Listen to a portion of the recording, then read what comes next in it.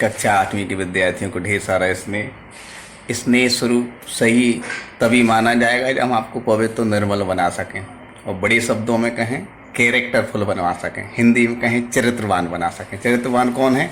जो अपने काम के प्रति ईमानदार है। अभी आपके सामने क्या काम है? व्याकरण में पाठ 6 और संज्ञा के विकार वचन, उसमें हमने पृष्ठ क्रमांक 37 पर आखिरी वाला पार्ट, कौन सा पार्ट है बेटा? आखिरी वाला पार्ट, एक वचन के स्थान पर बहुवचन का प्रयोग। ठीक है ना? इसको अपन देखेंगे कैसे होता है। जैसे पिताजी का आना होगा तो अकेले एक पिताजी का सिंगल नंबर है, एक वचन है, उसके बाद ही उन्हें बहुवचन में प्रयोग करते हैं। कैसे? पिताजी आ गए हैं, है ना? या महाराजा अग्रसेन महान थे, या राजा राम आदर्श राजा थे। ये सब क्या है? जो बहुमान होता, सम्मान होता है, उसको प्रकट करने के लिए एक व्यक्ति को या एक वचन को बहुवचन के रूप में प्रयोग करते हैं। अब आते हैं पृष्ठ क्रमांक कितने पर? 38 पर, 38 पेज पर। 38 पेज पर फर्स्ट यदि अपन इसकी नियम देखें, क्या नियम है? अपना बड़कपन प्रकट करने के लिए मैं के स्थान पर हम काय का प्रयोग करते हैं? हम का प्रयोग करते हैं। और इस तरह से अपन आगे बढ़ते हुए इन सब चीज़ों को देख चुके हैं, जिसमें चंद्रशेखर आज़ाद ने कहा हम देश को आज़ाद कराने के लिए अपने प्राण भी त्याग देंगे, या हम बाजार जा रहे हैं। ये हम शब्द का प्रयोग होगा बड़कपन व्यक्त करने के लिए। इसके बाद तीसरा नियम क्या है? अपने बराबर वालों को या अपने से बड़ों को हृदय से सम्मान देने के लिए तू के स्थान पर क्या प्रयोग करते हैं? आप का प्रयोग करते हैं। जैसे अरे आप कहाँ चले गए थे, अरे तू कहाँ चला गया था। ये कितना बुरा लगता है, अशिष्ट लगता है। कहने का भाव यह है बेटा कि सम्मान देने के लिए और बराबर वालों के लिए हृदय से अपनापन व्यक्त करने के लिए तू के स्थान पर आप या तुम का प्रयोग करते हैं। तुम का भी नहीं करना चाहिए प्रयोग, लेकिन यदि आता है तो एकदम गलत नहीं है, तू तो बहुत गलत है ना? और लेकिन आप अच्छा शब्द माना जाता है। इसके बाद व्यवहारिक जीवन में कहावत भी है, किसी से आप कहलवाना है तो पहले हमें आप कहना सीखना चाहिए। अब देखें, कभी कभी जातिवाचक संज्ञा एक वचन के रूप में बहुवचन का बोध कराती हैं। जैसे नागपुर का संतरा प्रसिद्ध है, ये भी अपन ने देखा था। इस चीज को सामान्यतः हमने पहले भी समझा है, लेकिन इसको सिर्फ हम द्वारा इसलिए स्पष्ट कर रहे हैं कि परीक्षा की दृष्टि से आपके लिए समझ में आना चाहिए कि नागपुर का संतरा प्रसिद्ध है। यहाँ एक संतरा बात नहीं है कि मात्र एक संतरा, वास्तव में संतरा में बहुवचन में प्रयोग होता है। उसके हजारों जो पीस होते हैं उसके लिए मात्र नाम संतरा है, लेकिन उसमें बहुवचन का भाव झलक रहा है। जैसे इलाहाबादी अमरूद बहुत मीठा होता है। अमरूद एक अमरूद नहीं, हजारों अमरूद, मतलब अनंत जितने पेड़ में लगे हुए हैं।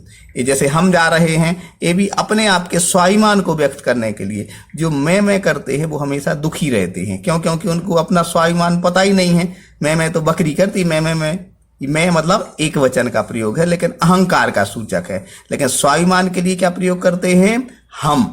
हम जा रहे हैं, हम जो कहना चाहते थे कह चुके। यह वास्तव में अपना स्वाभिमान के लिए प्रयोग करते हैं। अब सदैव एक वचन में जो चीज प्रयोग होती हैं वो हम आपको पहले स्पष्ट कर चुके हैं। भाववाचक संज्ञाएं हमेशा काय में प्रयोग होती हैं?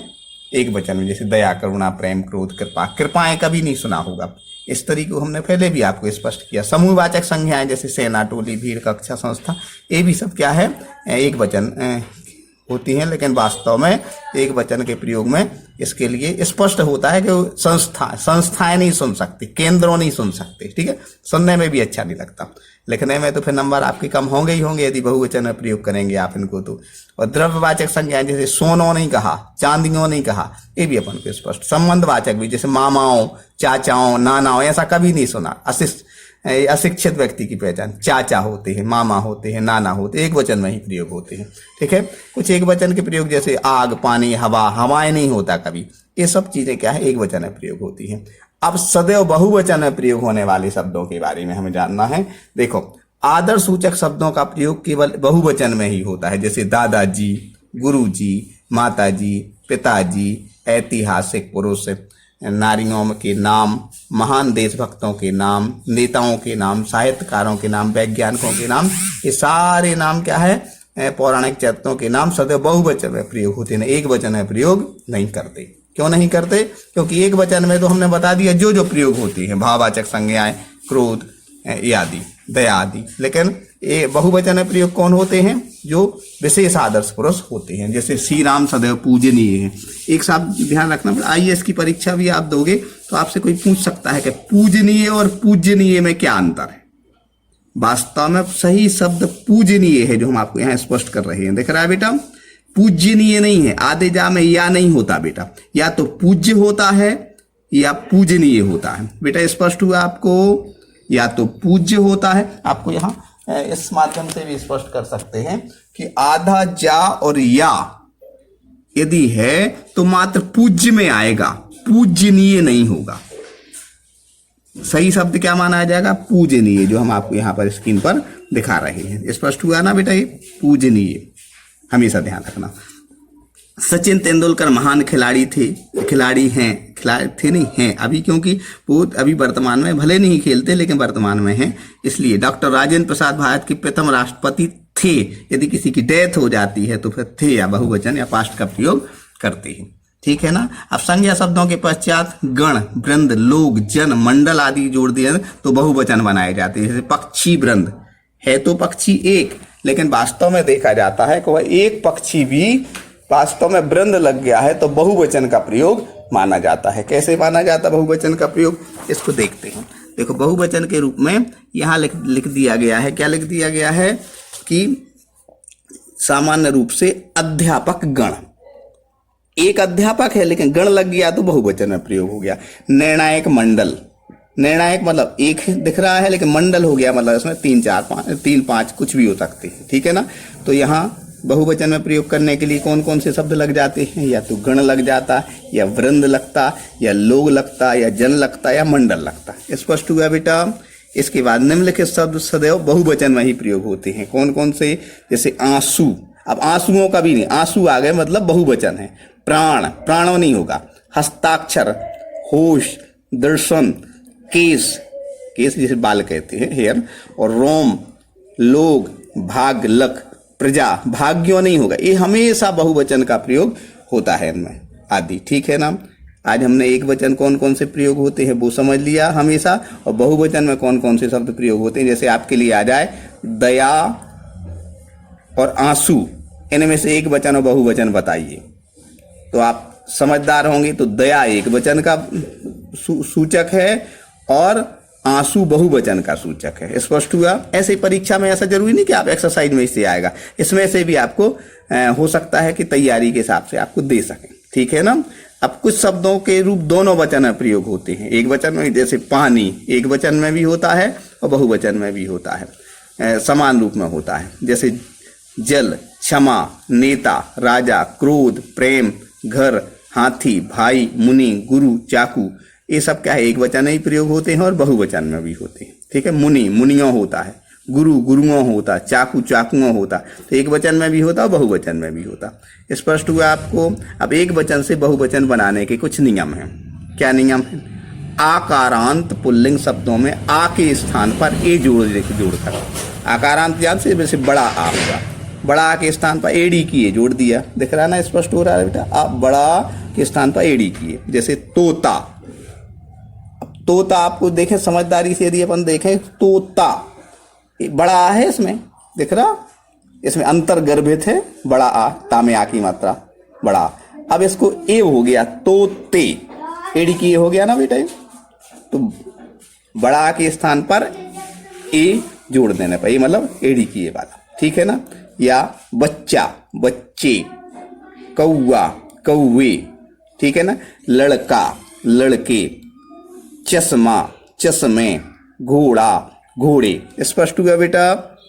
स्त्रीलिंग शब्दों में आ के स्थान पर ए जोड़ने पर, जैसे आंख, स्त्रीलिंग शब्द है, आंखें। छोटे आ के स्थान पर एडी की ए और अनुनासिक, अनुनासिक से बोला चंद्रबिंदु। दिख रहा बेटा? छोटे आ के स्थान पर ए जोड़ने पर। देखो, गाय, गायें, बहन, बहनें। ठीक है ना? बूंद, बूंदें, बात, बातें, किताब, किताबें। स्त्रीलिंग शब्द में आ के स्थान पर ए जोड़ने पर। अब स्त्रीलिंग शब्दों में बड़ा आ के स्थान पर भी ए जोड़ने पर एडी की हो चंद्रबिंदु। कैसे? जैसे महिला, महिलाएं, सिला, सिलाएं, आत्मा, आत्माएं, माता, माताएं, कन्या, कन्याएं, कथा, कथाएं, कविता, कविताएं, गाथा, गाथाएं। अब इकारांत या ईकारांत छोटी ई और बड़ी ई के शब्दों के अंत में क्या हो जाता है, वास्तव में बड़ी ई को ह्रस्व करके इया लगा देते, या में आ की मात्रा और अनुनासिक चंद्र बिंदु। एक बार फिर से समझ लें बेटा, छोटी ई बड़ी शब्दों के अंत में बड़ी ई को क्या कर देते हैं, ह्रस्व कर देते हैं और क्या कर देते, इया कर देते। बड़ी ई के स्थान पर बड़ी ई दिख रही बेटा, ये सामने स्पष्ट हो रहा, या कर देते, या में आ की मात्रा और अनुनासिक चंद्र बिंदु। कैसे, लड़की, लड़कियां दिख रहा बेटा, बड़ी ई के स्थान पर या हो गया, या में आ की मात्रा चंद्र बिंदु। और क्या हो गया, राशि, राशियां, टोपी, टोपियां, तिथि, तिथियां, मछली, मछलियां, रीति, रीतियां, संधि, संधियां, चाबी, चाबियां और ताली, तालियां। बेटा इस तरह पृष्ठ क्रमांक 39 पेज नंबर 39 पृष्ठ क्रमांक 39 भी हमने पूर्ण किया। आपके लिए यह पूरा क्या किया जा रहा है, पेपर भी, ये सामान्यतः पेज भी आपको स्पष्ट करने के लिए पुस्तक का सेट वो कॉपी करके भेज देते हैं। और क्या करते हैं, और आपके लिए आज हम आपको सिलेबस के संबंध में संक्षेप में बताना चाहते हैं। एक पेपर सेंड करेंगे सिलेबस का, आप उसको ठीक से देख लेना। पेपर सेंड करेंगे और आपको सामान्यतः पहले पेपर सेंड करेंगे कौन सा, जो हमने आपको पढ़ाया है, और दूसरा सिलेबस का भी पेपर सेंड करेंगे। ठीक है ना। समय का सदुपयोग करना है, वह चीज़ कभी नहीं देखना सुनना जिससे कि हमारी पवित्रता कम हो। हमें हमेशा समय का सदुपयोग करना है। समय का सदुपयोग अच्छे लोगों के साथ उठने बैठने से होता है, और सबसे अच्छा तो होता है जो काम है उसको हृदय की गहराई से आनंद के साथ करें। अभी आपके सामने काम क्या है जो हमने आपके लिए भेजा है पढ़ाई के लिए वीडियो, उसको एकाग्रता से सुने, समझें, पुस्तक के माध्यम से उसको आत्मसात करें, और सिलेबस पहुंच जाएगा तो फिर उसके हिसाब से परीक्षा की तैयारी करें। परीक्षा ही बड़ा आनंद है यदि हम अच्छे से पढ़ाई करते हैं। ढेर सारा इसलिए